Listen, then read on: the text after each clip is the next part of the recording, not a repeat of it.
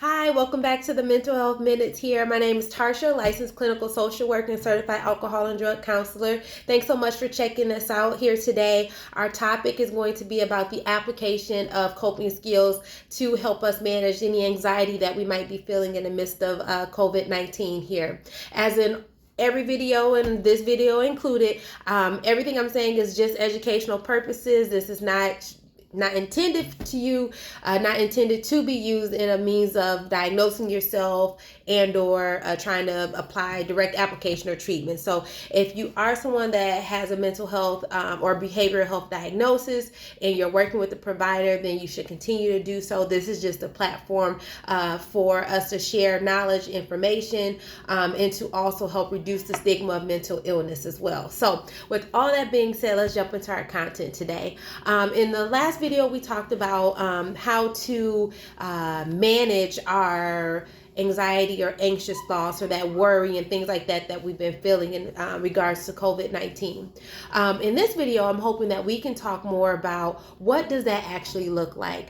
And all the times I work with patients or out in the community or whenever I'm doing any type of education, I always talk about the clinical aspect of things, like what does academia say about this, or when we look at therapeutic models or treatment modalities and things like that, we always examine it first from a clinical perspective, but then I always like to pair that with an application. So now that we've talked about what those things are clinically, what does that look like? How do I practice these things? And I think that's one of the greatest things that we can spend time talking about is what does that actually look like? So one of the things I stressed in the last video was about it was about creating structure. So when we talk about structure, what does structure look like in the midst of COVID-19 with all of our schedules having been changed? I'm working from home. I'm a mother of 3 boys. So my day and my structure is very different than what it had looked like. So what I had to do was create a new structure, a new routine for myself.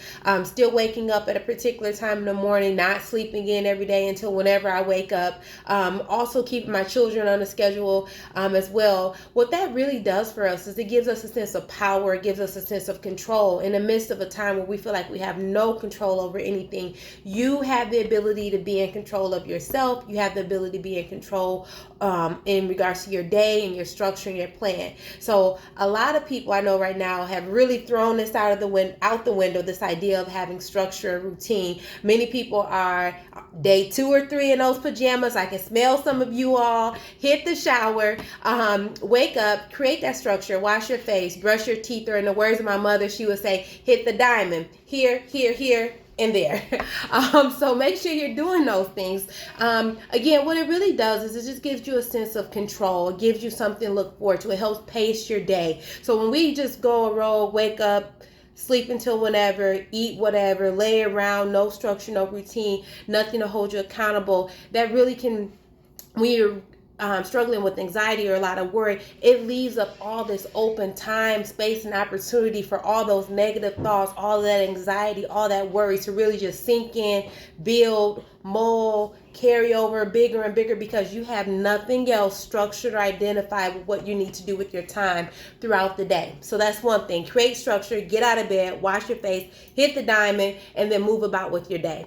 Other thing I want to talk a little bit about too is meditation. We talked about that in our last video about the power of meditation and how that can be helpful to you when you're dealing with a lot of worry, a lot of thoughts of anxiety. What meditation does overall is this in a method in which, and there's different types of meditation. Some people do guided meditation where someone's walking you through the meditation process. There's also guided imagery meditation where you look at different images. But ultimately, what meditation does is it is a way where you induce relaxation and calm in your body. You do that by deep breathing, pacing your breath. When you do that process, what you're doing is you're slowing down your metabolical rate. So when you're doing that deep breathing, you're slowing down your heart rate, you're expanding and focusing on the breathing and the consumption of oxygen in and out of your body. You're doing all of that, and while doing that, what you're doing is you're releasing the tension. So I've worked with people, if you ever been so like worked up and so worried or so consumed that you begin to feel tight and strained. What meditation actually does when you're doing those things on a regular basis, it eases that. The body starts to let go and loosen. So when you're someone that's stressed, you're worried, you're becoming anxious, becoming tense, meditation can be very helpful because it's a way, in lieu of perhaps taking medication, to release the tension. It's a way that you can physiologically create that process in your body. It's not something that happens overnight. I still really struggle with meditation because my mind is always on go. I'm thinking a lot. But what meditation does, it gives me and it can give you an outlet to focus on things that are really important to us, to help release or close our mind off from thinking about all the other what ifs. What about this? The next thing I have to do. One form of meditation I think is really helpful is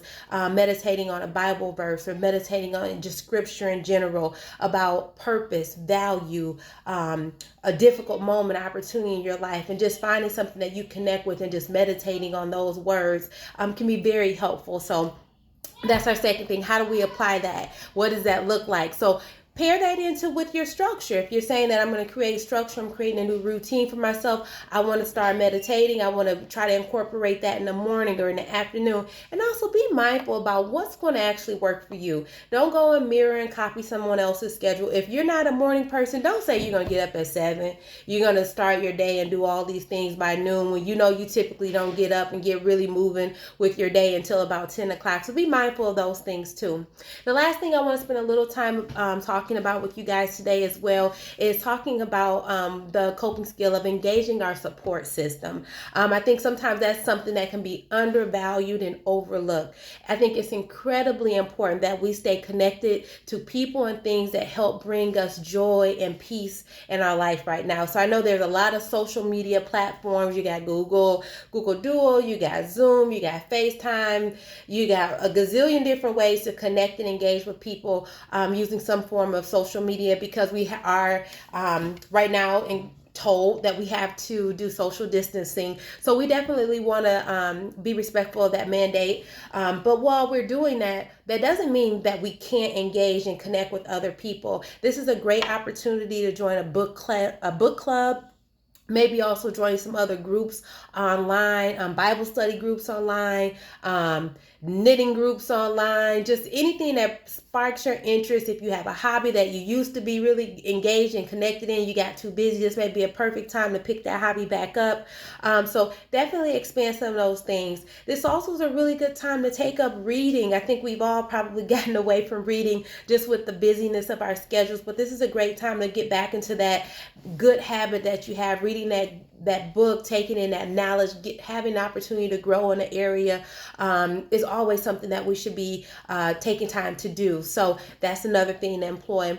I also will say, when we talk about engagement with those social systems and circles, this is a good time that we should be laughing together. I've seen so many awesome videos online where people are doing Family Feud via FaceTime, trying new games out with your kids, family time, things like that, teaching your kids how to play Monopoly, just different things like that. This is a time where we need to laugh. We need to feel a sense of love. We need to feel a sense of peace. And when you're engaging in those things that make you laugh, and I can't stress laughter enough, when you're laughing, what you're doing is you're releasing your natural endorphins, that feel good dopamine in our brains. And that is something that you cannot get enough of. So if you have an opportunity to laugh every day, make sure you're doing that. Watch something funny, take in that video, play with your kids. You and your spouse look back at old videos or whatever brings you guys joy and pleasure. Make sure you're taking part in that as much as we're taking part in all the negativity and the gloom and doom that's on the news and the media about COVID-19. As much as we're taking in that stuff, we want to make sure we're taking in some positive, healthy things too. So those are your mental health minutes today. Be sure to be good to yourself. Take time to take care of yourself, and let's keep overcoming this COVID-19. There's things that we can do to be well. There's things that we can do to help other people out as well. But more importantly, let's reduce the stigma of mental illness. Thanks so much for watching, and I'll see you in the next video.